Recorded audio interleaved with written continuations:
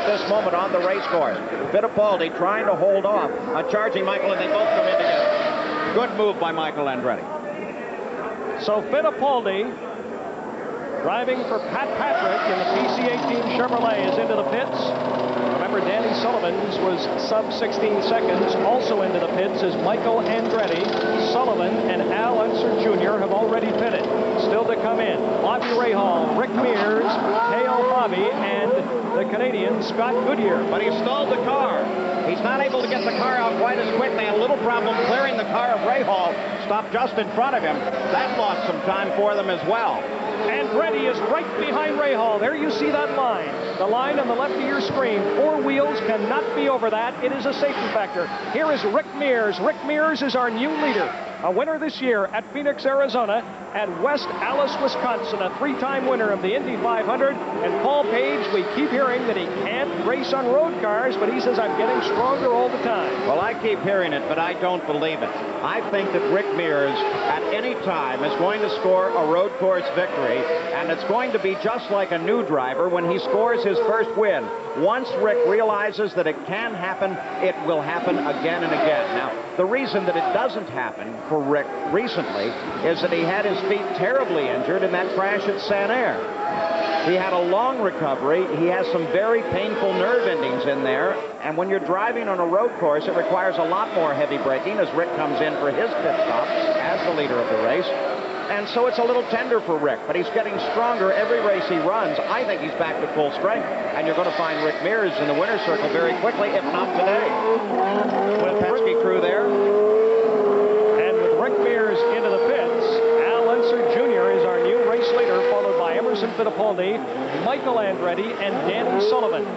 16 seconds is considered good. That is a sub 16-second pit stop for Rick Mears. There's our race leader, the defending champion, Al Unser Jr.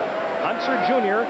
involved in that spectacular brush-up with Emerson Fittipaldi late in this year's Indianapolis 500.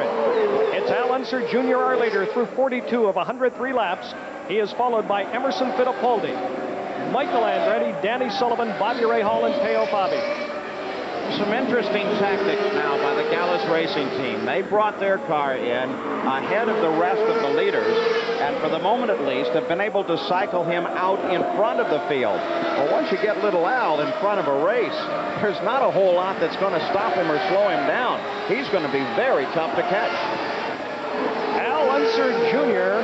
now leading by about 3.5 seconds over Michael Andretti, Emerson Fittipaldi, Danny Sullivan, and Bobby Rahal. Stay with us. We'll return right after this. 89, Molson Indy. The leader is the defending champion. Car number 2, Al Unser Jr. You saw Michael Andretti. He's running second. There's Fittipaldi running third. And right behind Fittipaldi is car number 1, Danny Sullivan, who is running fourth. There's Fittipaldi. He is actually now running third. Danny Sullivan is fourth, Rahal fifth, and Bobby is sixth. And the Sullivan-Fittipaldi fight is the only fight on the circuit itself. Al Unser Jr. has a 5-second lead over Michael Andretti, and then Michael is a good 3 seconds in front of Fittipaldi. But Fittipaldi has the problem of a charging Danny Sullivan climbing all over his back. Al Unser Jr., who was a winner, a controversial winner, though, at Long Beach, California. Paul, you covered that race, and you remember the ending very, very well. Well, it got an awful lot of media coverage. I was in the booth with Al's uncle, Bobby Unser, when the situation occurred. The situation, quite simply, was this. Al Unser was charging, trying to take over the lead, about 12 laps left to go in the race, and in front was Mario Andretti. As they came into the third turn, little Al tried to find the inside line on Andretti as Andretti turned across the corner and slowed just a bit because Tom Sneva's car was slowing on the course ahead of him. When that happened, little Al bumped into the back of Mario Andretti's car. While it damaged the front of little Al's car, he was able to continue on. Mario Andretti was out of the race. Well, there were a lot of angry words, but the two drivers got together a couple of weeks later at the Andretti home in Nazareth, Pennsylvania. They talked it over and said, we won't discuss it again. We understand the nature of aggressiveness, and that was just a racing accident. And of course, if you are just joining us, there's your leader, Al Unser Jr. Mario Andretti, involved in a spectacular accident, was not injured, and is out of this race. Now look at this. The top Canadian is now John Jones in 12th. Let's find out what happened to Scott Goodyear. Back down to the pits and Pat Gonzalez. Brian, the problem with Goodyear's car is that he stayed out there too long and ran out of fuel. They're trying to get him back here to pit lane, and they'll try to refuel the car and get him back out there, but he had climbed all the way up into the top 10. A great run for Scotty Goodyear so far, but the crew's waiting for him. Back upstairs.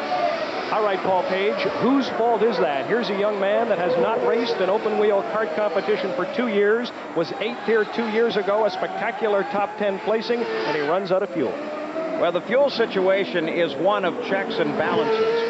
Most of the top-running race cars have some onboard computering that tells the driver exactly how much fuel he has left, or like in the case of a Bobby Rahal car, not how much fuel, but how many laps he has left. That's read out to him on a digital instrumentation on the console of the car.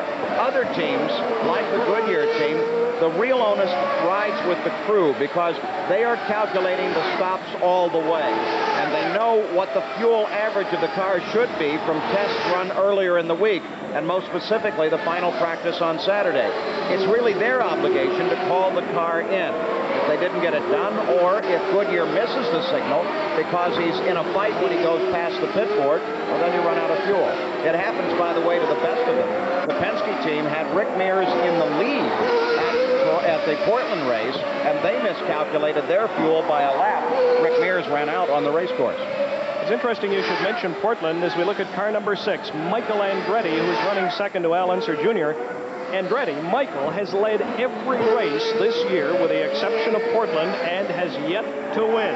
So the top Canadian now with Goodyear running out of fuel is John Jones from Thunder Bay, Ontario, running in the number 12 position. The leader, Al Unser Jr. in car number 2, followed by this man, Michael Andretti. Andretti's moving up a bit. He's gained a couple of seconds, now about 3.5 seconds behind Unser. In third place, Fittipaldi. There's car 20 of Emerson Fittipaldi. He is followed by Danny Sullivan. Bobby Rahal, a winner last week at New Jersey. Teo Fabi in the Porsche is running 6th. Rick Mears is running 7th. Fabrizio Barbatza is running 8th. Scott Pruitt for True Sports, second in Detroit, is running 9th. And rounding out the top 10 for Domino's is Raul Bussell, the Brazilian who drove a very good race at the Indy 500. Well, a brilliant race at the Indy 500 when you think about it, considering the 198th lap incident between Fittipaldi and Al Unser Jr.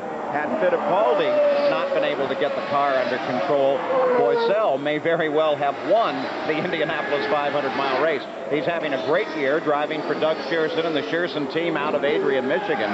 As we see Scott Pruitt, this is not a scheduled stop. They're working on the left front suspension of the car. Perhaps we're talking about a brush with the wall or something here. Suspension looks good. The crew's taking the car off the jacks, and they're going to send Pruitt back into competition. As Scott Pruitt comes back into the race, there's your leader, car number 2, Al Unser Jr., as we approach the halfway mark, and we'll return live right after this. Of the number 3 driver, Emerson Fittipaldi. Car number 20 is running 3rd behind Al Unser Jr. and Michael Andretti. And speaking of Al Jr., let's get on to the pits, and here's Pat Gonzalez. Pat? Rick Gallis with me. Rick, Al seems to be really setting a hot pace right now. How do things seem to be going out there for him? Oh, everything looks dandy. You know, it's just, guys did a good job in the pits, and we were able to get a hold of those guys, get ahead of them. So it's a long race to go. Have you calculated when you're going to make that final stop here on pit road? Not yet. We just really haven't figured it out. We're looking at the fuel counter now. No problem with fuel because of that long caution earlier? That helped a lot.